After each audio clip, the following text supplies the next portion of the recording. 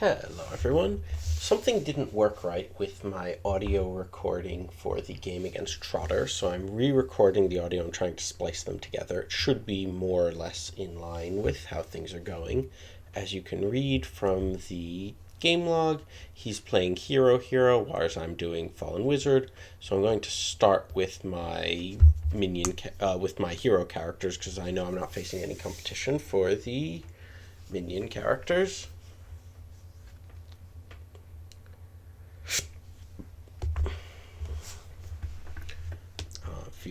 If you recall, a Fallen Wizard party can start in any site in Arthedain or a Ruins and Lairs in Rudar.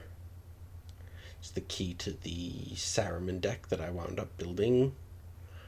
That you can start in the Ettenmoors, or at least one of the tricks behind it.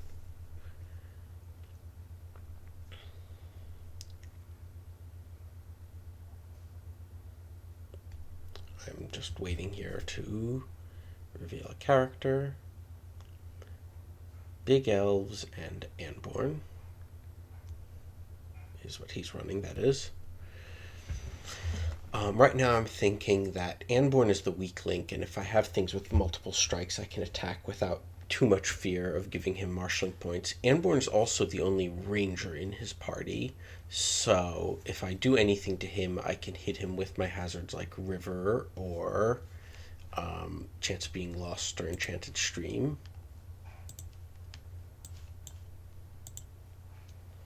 And the usual item setup.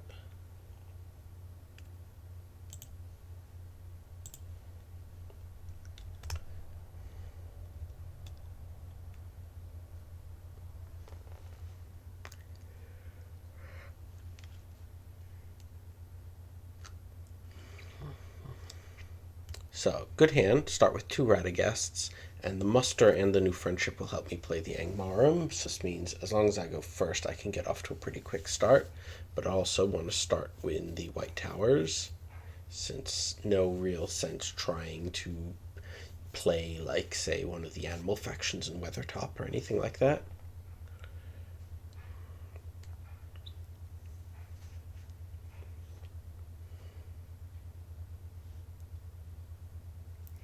Eleven means I am very likely to go first, which is good given my hand setup. He almost matched me.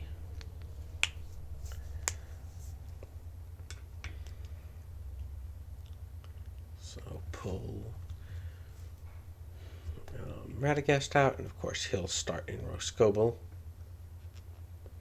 And he'll do the usual standard setup of hanging around and getting the allies.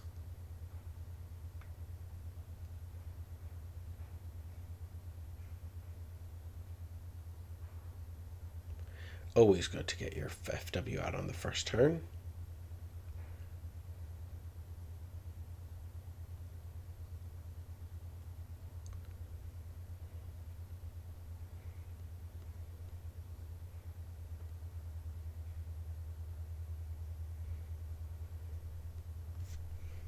And of course, as always, tapping Radagast on the first turn to put the allies and some other stuff into the discard pile.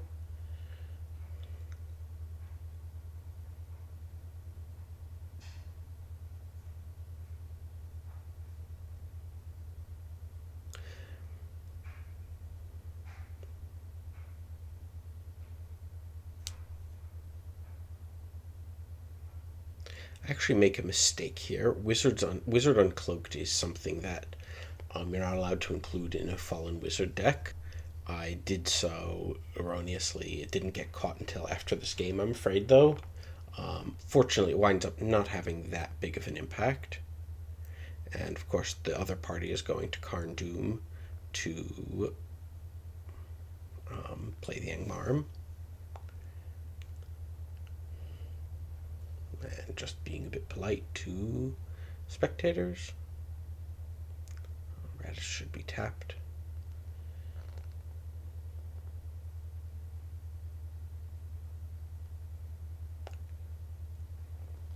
I don't mind drawing two. I could, I suppose, draw one extra card by having Radagast go first, but that increases the risk to my main party in case he played some sort of 1/2 hazard setup.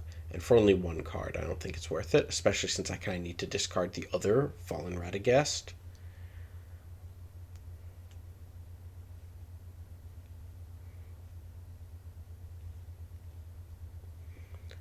More hazards will be useful, assuming I make it through to Carn-Dûm intact. A little concerned that I'm going to a fairly nasty spot with no protective resources, but we'll just kind of have to make do.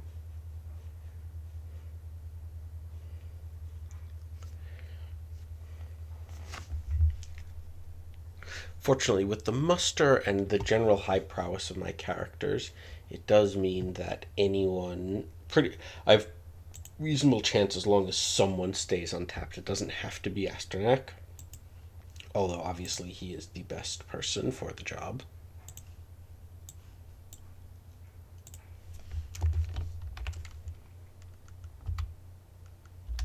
That duplicates the automatic attack. Fortunately, the automatic attack isn't too strong, but don't really want to fight it twice.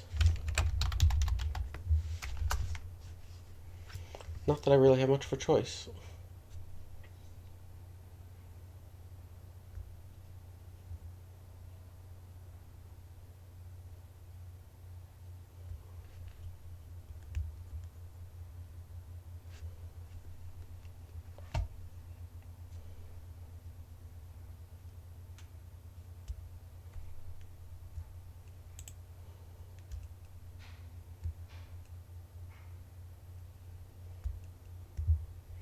But anyway, trying to take a few little risks to, because I don't know what else he's got in reserve. Fortunately, I'm getting some very lucky rolls.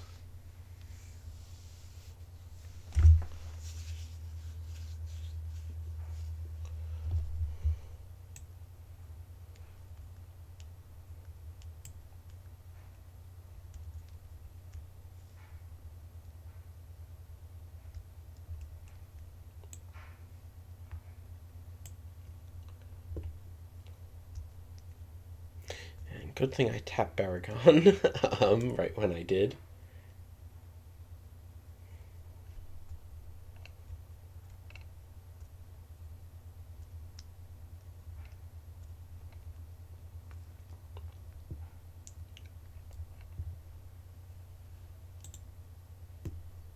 Fortunately, he didn't seem to have that many hazards. So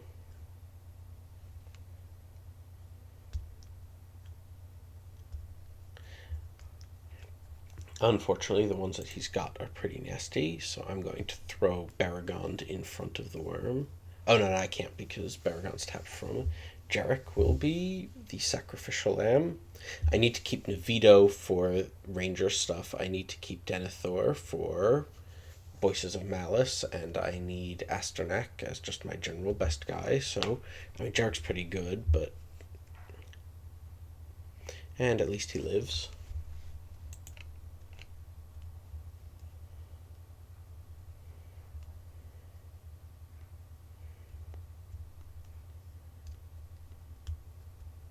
That gives me a 2 versus 7 when Jarek fights the orc auto attack.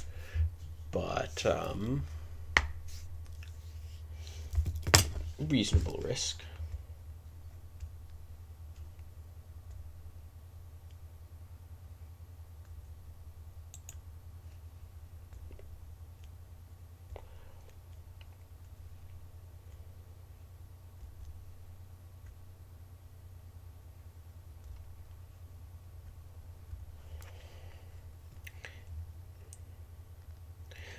Possibly risky play, but I do need to get moving here.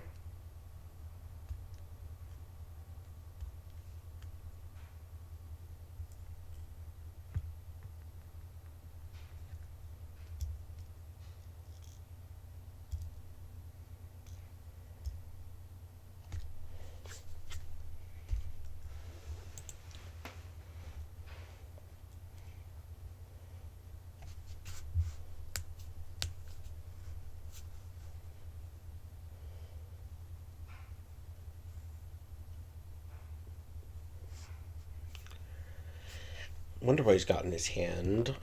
I would have almost certainly just played a on guard card to help cycle.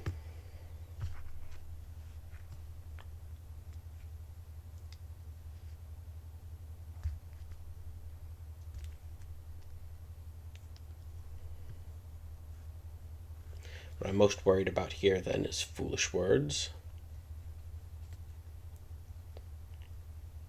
Jarek is the obvious choice. They're both at 3 prowess, but Jarek's more valuable if he's killed. Also, with a wound already, his body's lower, so he's more likely to die if he fails the strike.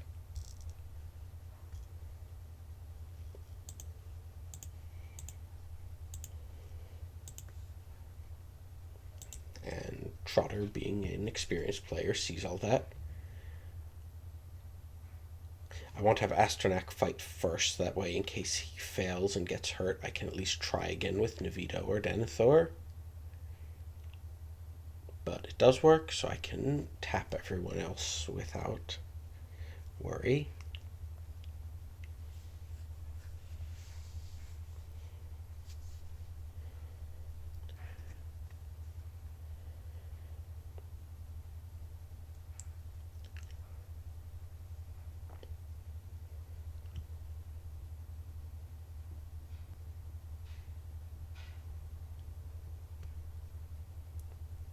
Which makes him 1, 2, 3, 4, 5, 6, 7. 5 plus 10, 11 should be automatic.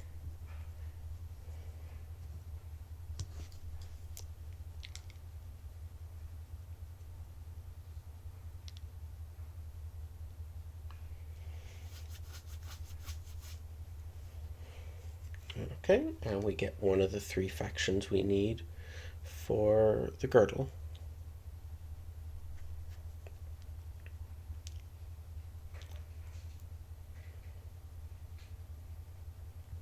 And I'll hang on to that new friendship.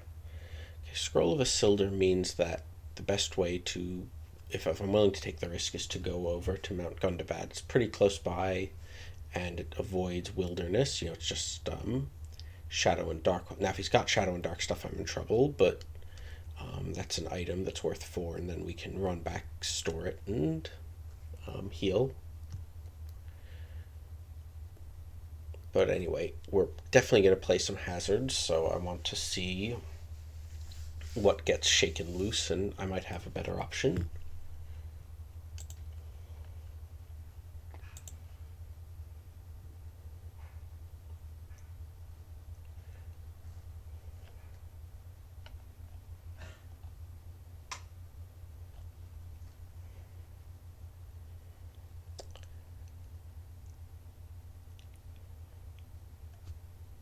Trying to figure out what hazards to bring in with my unexpected outpost. Right now, though, with so little information about his deck, it's kind of hard to come up with anything.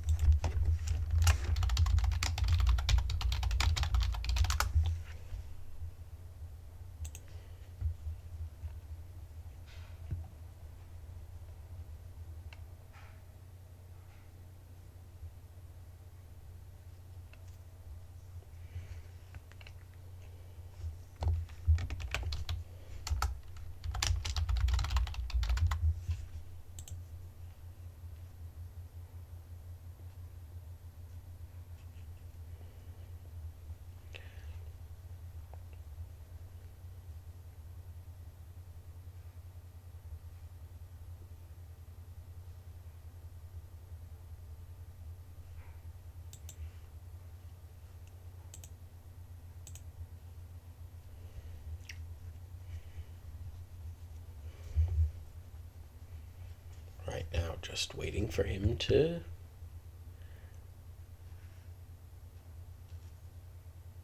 catch up. He brings out Gimli, which uses up almost all of his general influence.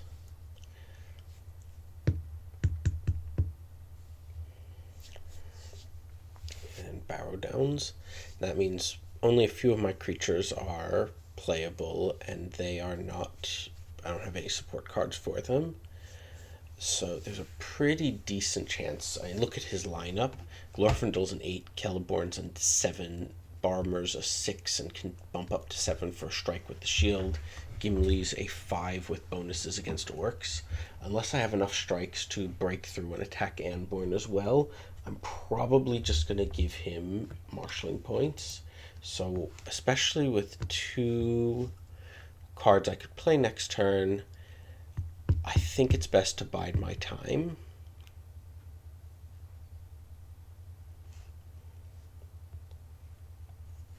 Do not use algorithms.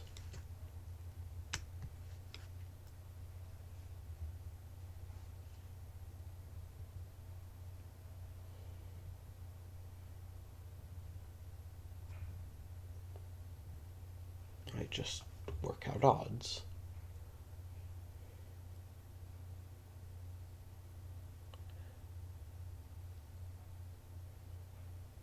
Now the Blue Mountain Dwarves are good on the resource side. The Blue Mountain Dwarves are good, and they'll help me get the girdle in a way that the scroll doesn't.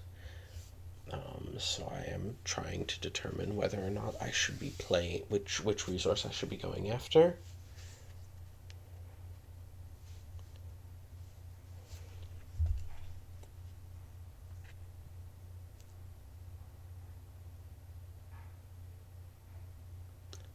But not going to feed him points.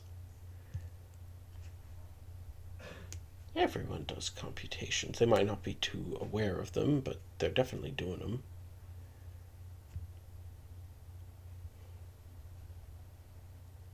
Just like trying to figure out whether or not the creature is worth playing, or the risk of giving him points versus tapping him out or wounding people. Computation.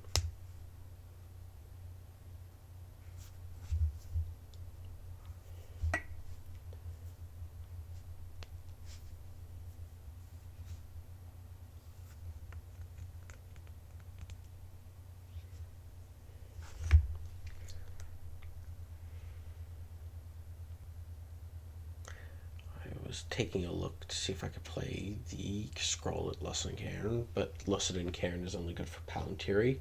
You get the bonus for Scroll of Isildur at Tolfolus, which is all the way down in the bottom of the map.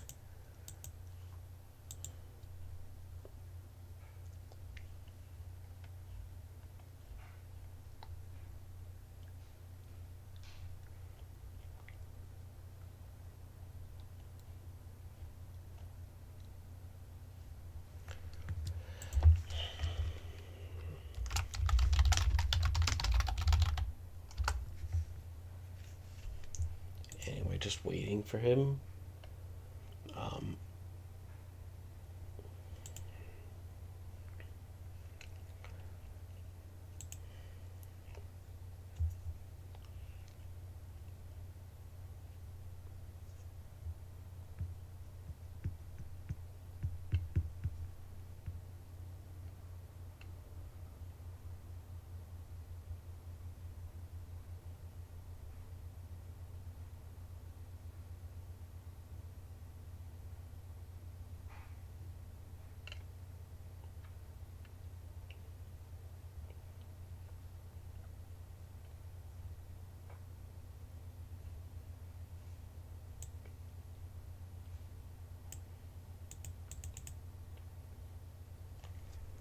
Yeah, so pretty much anyone can stomp the AA, and if I recall correctly, he plays Durin's Axe, which jumps Gimli's prowess all the way up to 9.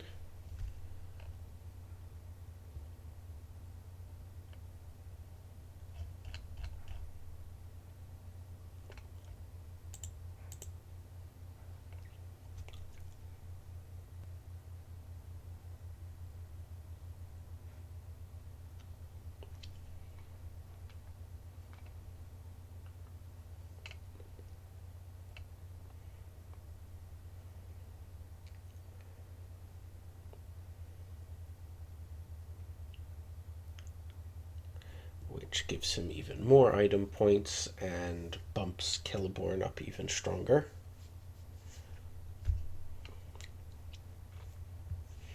And got him 5 points right on the first turn. I mean, the Angmar are decent, but that's way better.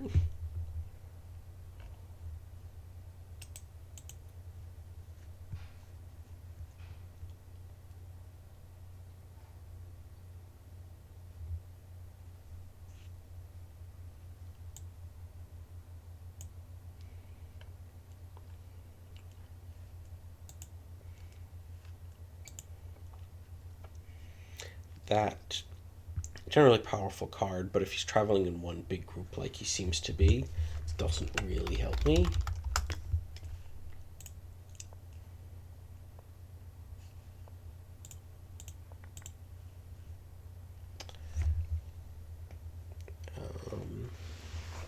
So I did decide ultimately to go for the scroll.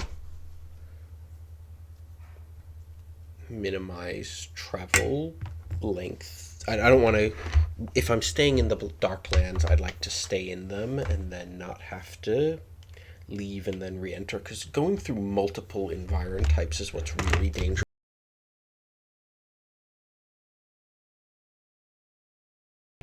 Oops, something shorted out with my microphone. I was saying that I do ultimately decide to go for Mount Gundabad and to get the Scroll of Isildur. It's mostly because, having been in Angmar already, once dark areas, it's safer to kind of stay in them. What's dangerous is going through a lot of different environment types. If you're already going to a dark domain in Mordor, you may as well go through 2 or 3. And Slayer and the Bolt Thrust will help deal with whatever he's about to throw my way. I am a little bit uncomfortable, though, because I'm not getting any of the... Well, I got the black-coated mail, which isn't that great, but I'm not getting the items that help me do things and survive. These are all just pure points. Now, this could be a nuisance. But everyone in my party's got a decent mind. And to be honest...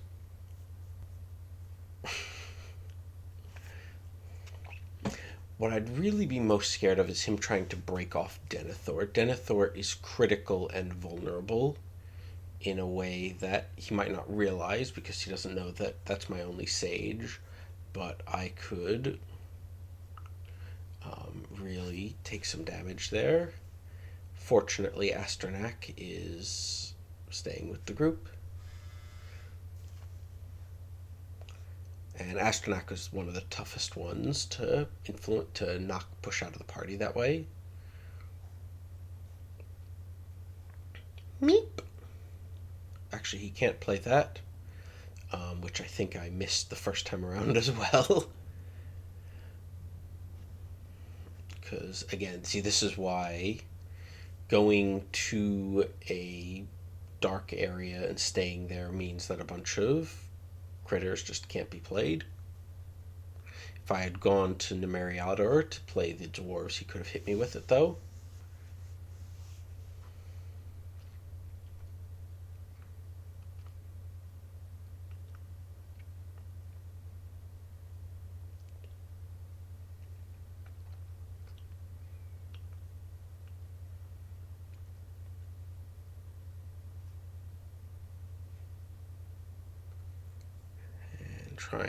Inevitably trying to decide what to discard is tricky. Black Mailcoat and Bold Thrust are the ones that are seeming the best candidates now. And yeah.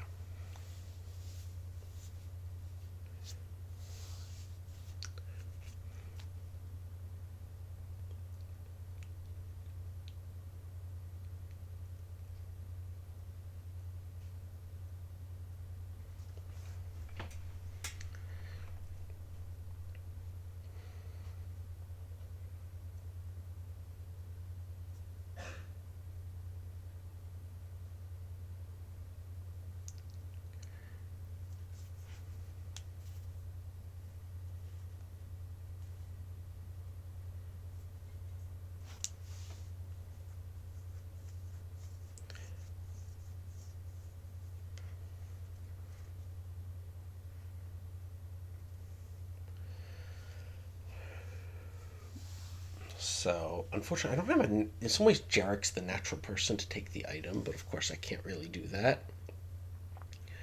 Um,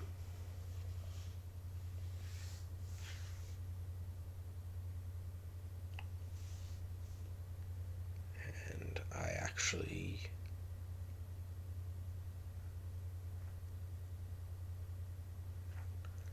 Probably, you know, meant to do that with Denethor, and then just kind of clicked on Asternak because I was thinking about something else. Since I don't have a Voices of Malice right now, it's not the end of the world that Denethor's getting corruption.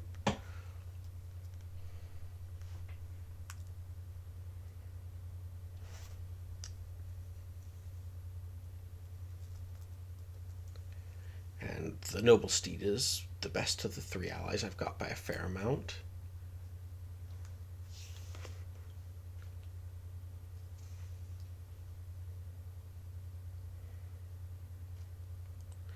Okay, Bomber makes going to the Blue Mountains Wharfhold much better because I can then play a character next turn. In some ways vindicates the decision to go to Mount Gundabad, although I wasn't really thinking about that at the time.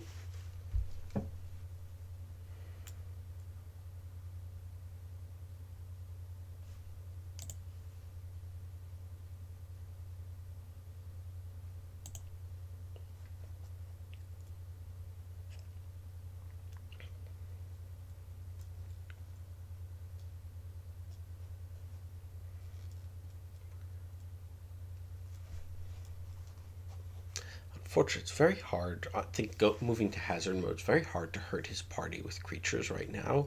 He's just got some huge guys, and unless I have something that can target a specific character or enough strikes to just hit everyone at once, I'm probably just going to feed him marshalling points.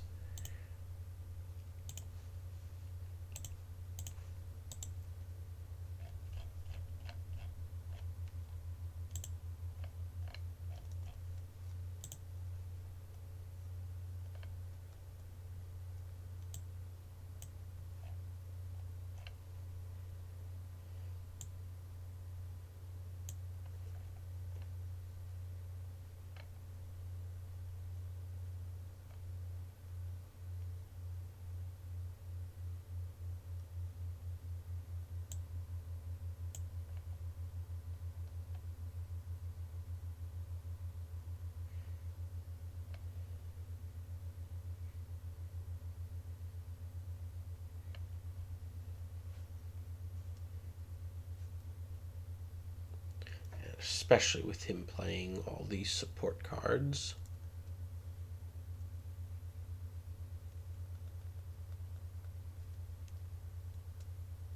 But I can see why he did it.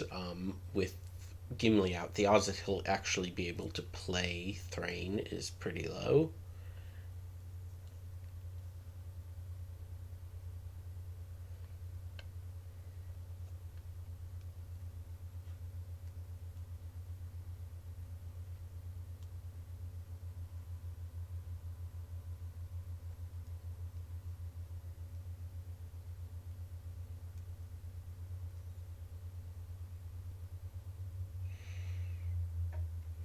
So over here, it looks like he's going for a to play the ally Lindian the Aronin.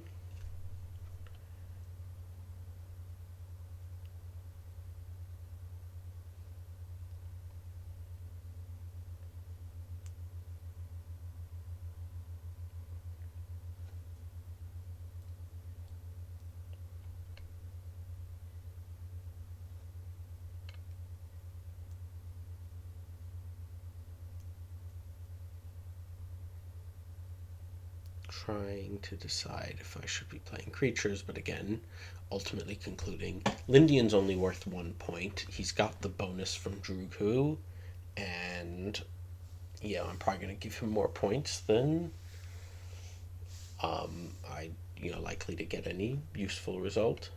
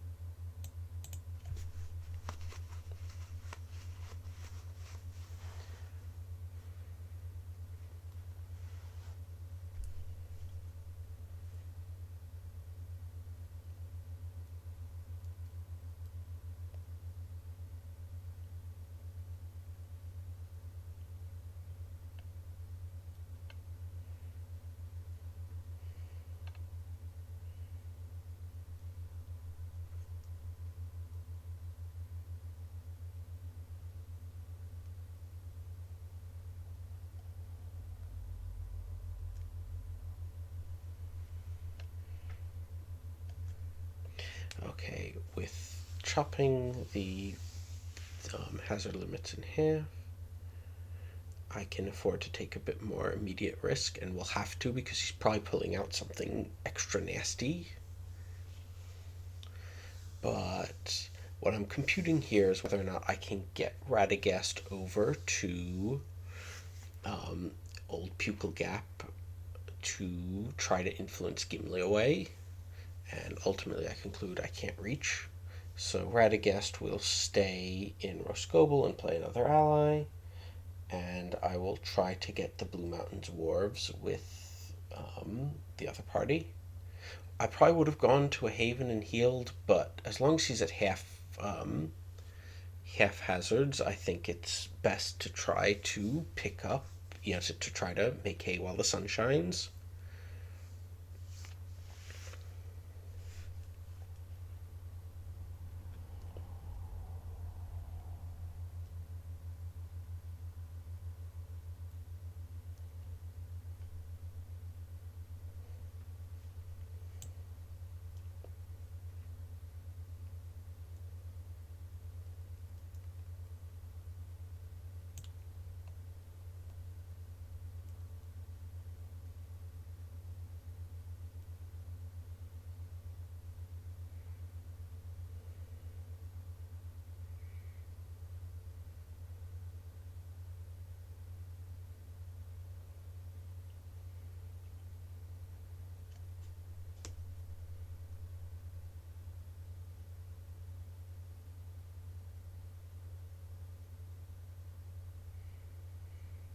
Hidden Haven will be good, especially since we have Bomber, so we can play Bomber, leave him off at the wherever we wind up making the Hidden Haven.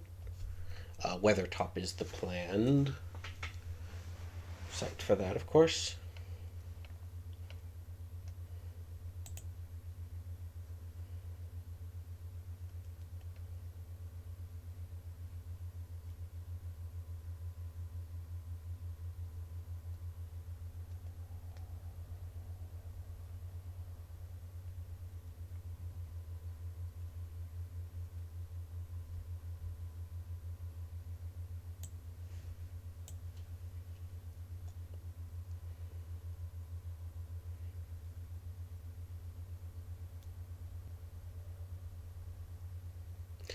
Very unfortunate. I want to keep Asternak untapped to play the dwarves, but Denethor is vulnerable, so I'm going to boost Denethor up to 4 and hoping for the best.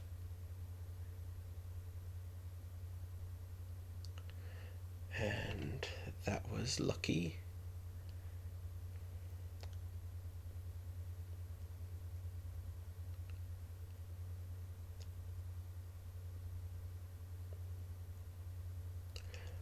Good enough for a tie.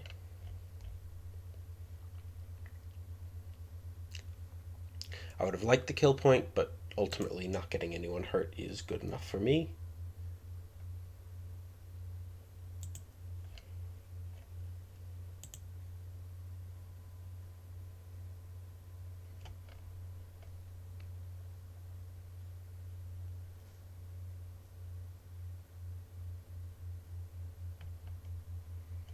And glad that he didn't have any other nasties to throw at me.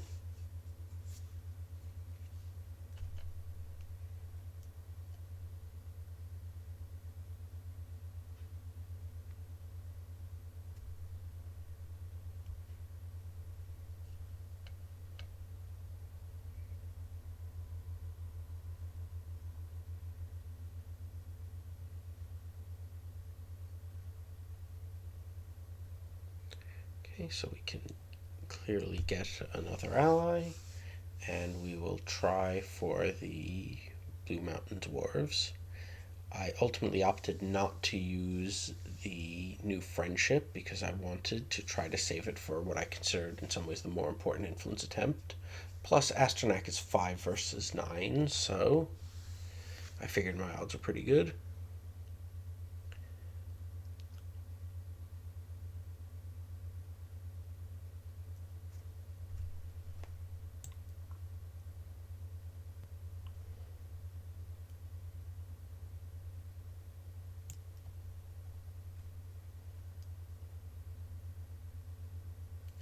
finally got a weapon that, like, something to boost our own combat.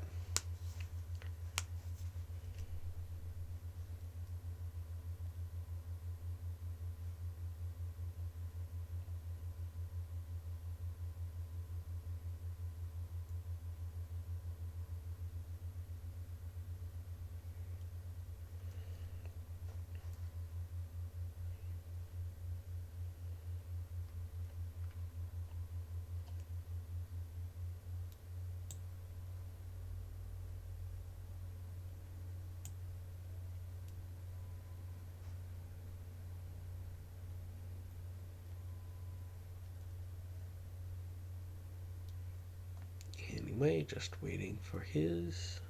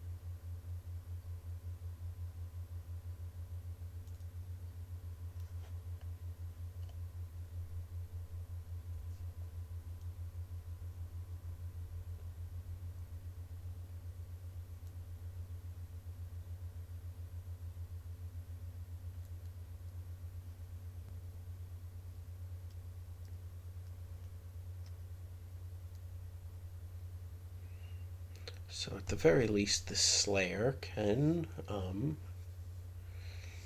go after Anborn.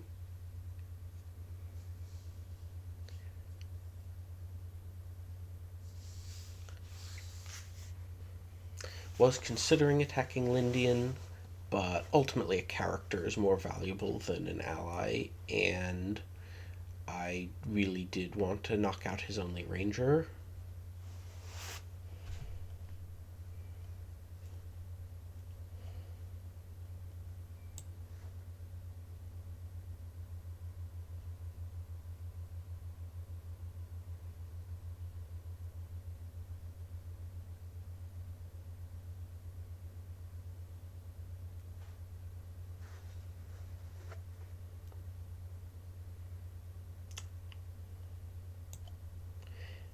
And here we had a rules issue. He would play Here, There, Yonder to turn a borderland into a wilderness and thus diffuse the. And we had to go back and forth for a while to determine if you play the Slayer to a specific wilderness or to a wilderness, since there are two. That took us a while.